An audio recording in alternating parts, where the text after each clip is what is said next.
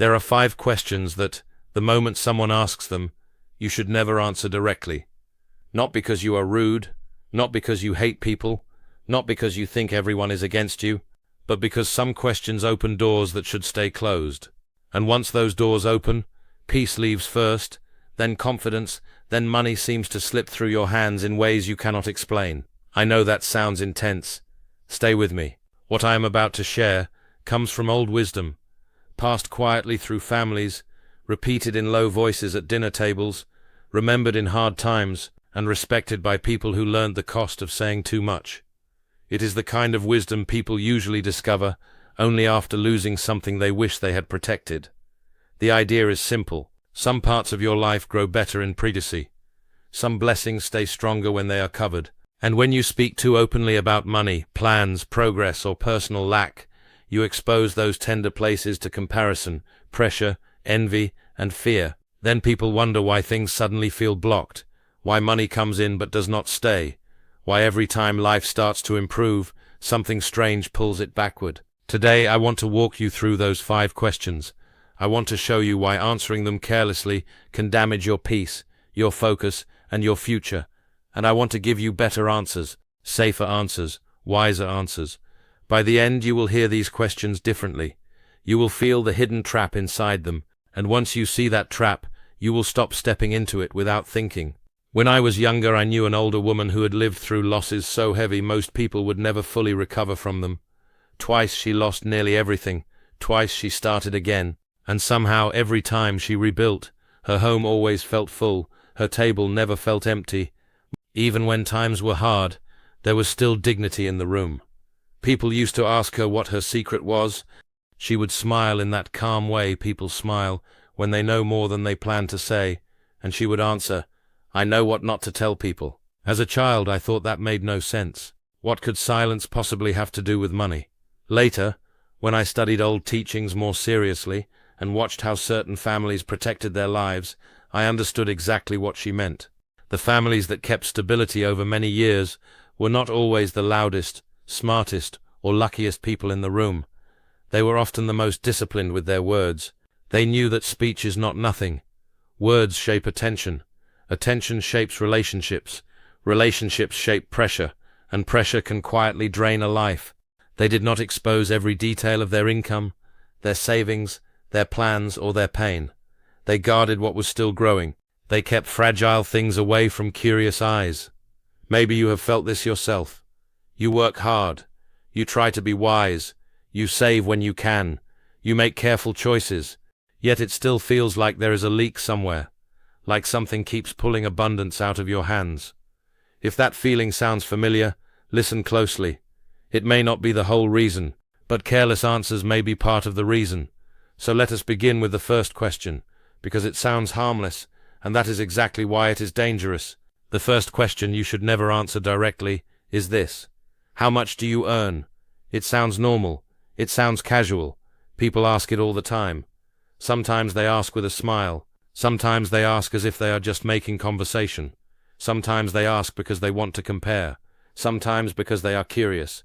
Sometimes because they want to measure your life against their own. The problem is not only the number. The problem is what happens after the number leaves your mouth. The moment you speak it, your private life becomes public material. Now people can compare. Now they can judge. Now they can envy. Now they can decide what you should be able to afford, what you should give, how successful you should look, how much help you should offer, and whether you deserve what you have. A private blessing becomes a public object. And once that happens, other people start forming opinions about money that was never theirs to think about. Old teachings warn against displaying your portion openly, because open display invites eyes, and eyes bring energy you cannot control. I once knew a man who had quietly built a small business over years of patience and discipline. He was doing well, not wildly rich, just steady. Then at a family dinner someone pushed him for a number, and he gave it. He was proud, excited, and careless for 1 minute. Within months, relatives were asking for help. A partner wanted a larger share, and people began speaking about his money as if it were communal property. Nothing magical happened. Human nature happened. That is enough. So what do you say instead? Say something true and closed. Say thank God we have what we need. Say I am grateful things are moving. Say less, protect more. Your livelihood is not a performance. It is not a number for public use. The second question you should never answer directly is this: how much do you have saved? This one is even more sensitive, because savings are not just money. Savings are stored effort, stored discipline, stored sacrifice. They are quiet years turned into protection. They are the seed of future safety. And seeds should not be dug up every time someone feels curious. Old stories teach again and again that visible increase attracts attention, and attention can quickly turn into trouble. The moment people know what you have put aside, they start building relationships with it in their minds. They imagine what it could solve. They imagine what you can spare. They imagine what you owe, what you can contribute, what you can rescue, what you can lend. Even good people do this without noticing. They hear your savings and stop seeing your boundaries. I knew a woman who worked carefully for decades, always living a little below what she earned, always putting something away. One day in a casual conversation, someone asked if she had managed to save enough over the years. She was proud of her discipline, so she shared the amount. After that came one need, then another, then another. A child needed help. A relative needed support. A community request arrived at the wrong time but felt hard to refuse. Year by year, the reserve she had built began to thin out, not because she was selfish or foolish, but because once people knew it existed, they felt connected to it. That is why you should never hand your number to people who did not help create it. Savings grow best in silence. If someone asks, answer with protection. Say, I am building for the future. Say, we are doing our best step by step. Say, things are in order, thank God. That is enough. You are not hiding in shame. You are guarding what still needs covering. Not everything true needs to be exposed. Some truths become weaker the moment they are displayed. The third question you should never answer directly is this: what are you planning to do with that money? This question sounds friendly, but it reaches into a very delicate place. Plans are fragile before they become real. A finished result can stand in the light. A forming result often cannot. Before something takes shape in the world, it lives in a quieter state. It is still becoming. It is still gathering strength. And when you speak too soon about your plans, you invite other people into a room that is not ready for visitors. Their opinions enter. Their fears enter. Their excitement enters. Their jealousy enters. Their advice enters. Their doubt enters. And sometimes all it takes is one conversation to weaken a plan that was moving beautifully in silence. I knew a man who had been saving for years to start a business of his own.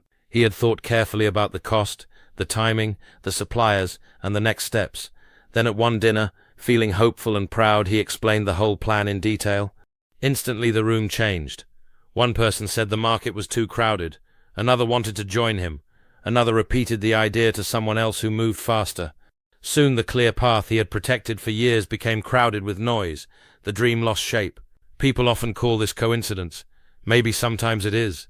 But wisdom teaches that unfinished things need shelter. You do not pull bread from the oven halfway through and ask the room for feedback. You do not dig up a seed every week to check if it is growing. And you should not expose a financial plan before it has enough weight to survive outside pressure. If someone asks what you plan to do, say, I am still thinking it through. Say, I will move when the time is right. Say, I am taking it one step at a time. Give no map. Give no timeline. Give no target. Let the work ripen before you announce it. The fourth question you should never answer directly is this: are you doing well financially right now? This question is tricky because it sounds caring, it sounds kind, it sounds like concern, but it places you in a dangerous position no matter which way you answer. If you say yes, things are going really well, you may awaken envy in people who are struggling, even if they love you. They may smile and still feel a sting. They may not mean harm, but the comparison has already begun. Once you are marked in their mind as someone who is doing better, their energy toward you can change. They talk differently. They expect differently. They watch differently. They tell others. And slowly your peace is surrounded by attention it never needed. But if you answer the other way and say things are hard, tight, or bad, you create a different problem. Now you are giving shape and force to lack. You are naming scarcity out loud. You are repeating it. You are framing yourself inside it. And people begin to relate to you through that frame. They see you as struggling. You start hearing yourself as struggling. What may have been a season begins to feel like an identity. That is why wisdom says not to define your condition carelessly in front of casual people. Words do not only describe reality, they also strengthen it. I remember hearing an older parent say, "Never show people the bottom of your pot." In other words, never let others know exactly how full or empty your situation is. Too much attracts one kind of trouble. Too little attracts another. So when someone asks if you are doing okay financially, answer with steadiness, not detail. Say, "We are managing, thank God." Say, "I am grateful for what has been given." Say, "Step by step, things move." That kind of answer tells the truth, without turning your life into an open file. Not everyone asking deserves access to your condition. The fifth question may be the hardest of all, because sometimes it comes from a parent, a partner, a sibling, or even from the voice in your own head. The question is this: why have you not done better by now? This question is dangerous because it carries an accusation inside it. It does not only ask for information, it asks you to agree that your life is late, small, behind, or disappointing, and most people fall into one of two traps when they hear it. They either defend themselves with panic, or they accept the blame hiding inside the question. Both responses do damage. Old teachers warned again and again that a person must protect the good within themselves, especially in seasons of struggle, not pretend everything is perfect, not lie, but refuse to define themselves by failure. Because once you start agreeing with the idea that something is deeply wrong with you, your spirit weakens, joy fades, energy fades, hope fades. And when hope fades, good decisions become harder, work becomes heavier, vision becomes cloudy. I once watched an older woman get asked, in a tired and careless tone, why she had not saved more when she had the chance. The moment she accepted the question, something in her face changed. It was not money that disappeared first. It was dignity. It was inner strength. She stopped seeing her life as a long story of endurance and began seeing it as one giant mistake. That kind of wound is costly. A wiser question is not, "Why are you not farther?" A wiser question is, "Where are you now, and what is the next faithful step?"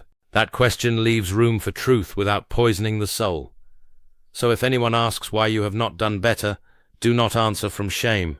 Do not defend your whole life on command. Say, "I trust the path I am on." Say, "I am still building." Say, "Life moves in seasons." Protect your spirit, because inner defeat often becomes outer defeat later. Now let us pull all of this together, because these 5 questions may look different on the surface, but underneath they are all asking for the same thing. They are asking you to expose what should be protected. They are asking you to turn sacred things into open information. They are asking you to reduce your livelihood, your savings, your plans, your season, and your self-worth into material for public handling. How much do you earn? How much have you saved? What are your plans for that money? Are you doing well right now? Why have you not done better? Each one invites you to strip privacy away from what is still alive and growing. And once you do that, you are no longer the only one holding it. Now curious minds hold it. Comparing eyes hold it. Worried voices hold it. Demanding expectations hold it. Worried voices hold it. Demanding expectations hold it. Old wisdom is clear. What you cover with care, you often preserve. What you expose too early, you often weaken. This is not about being cold. It is not about becoming secretive in a paranoid way. It is about understanding that privacy is part of protection. A tree with deep roots does not need to announce its growth every week. A strong house is not built by inviting the whole street to inspect the foundation while the concrete is still wet.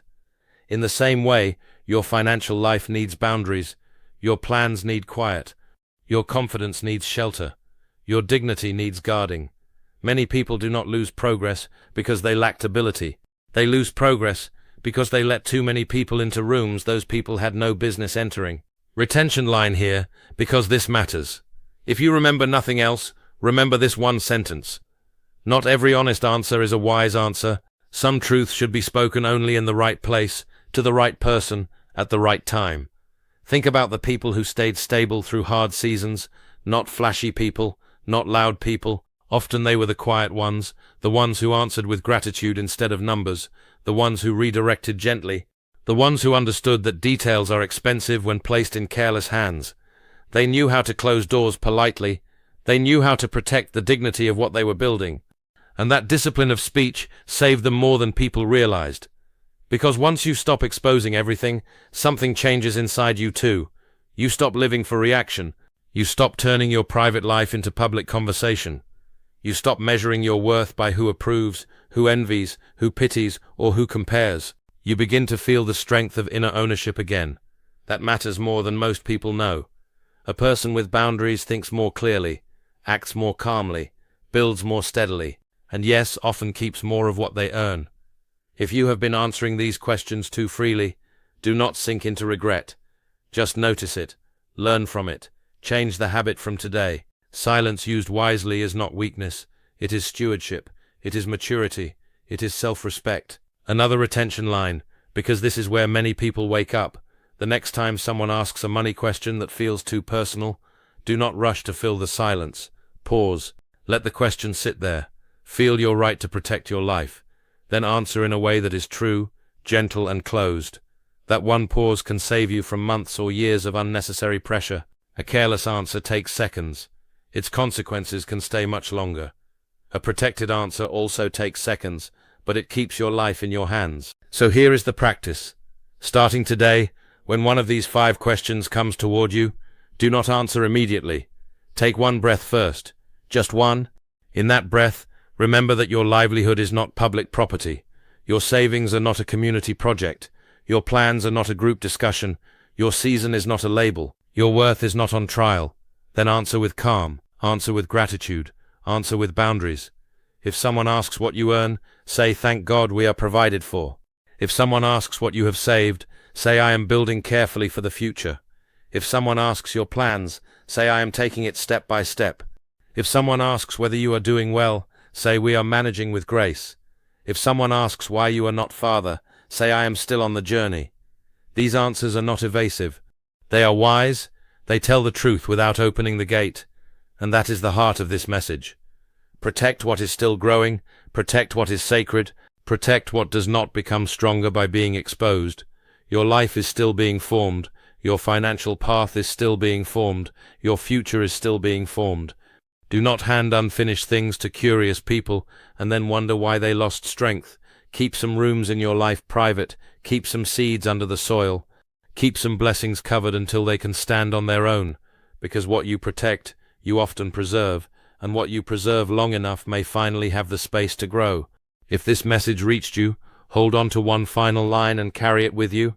My portion is protected. Say it quietly, mean it deeply, then move differently from this day on.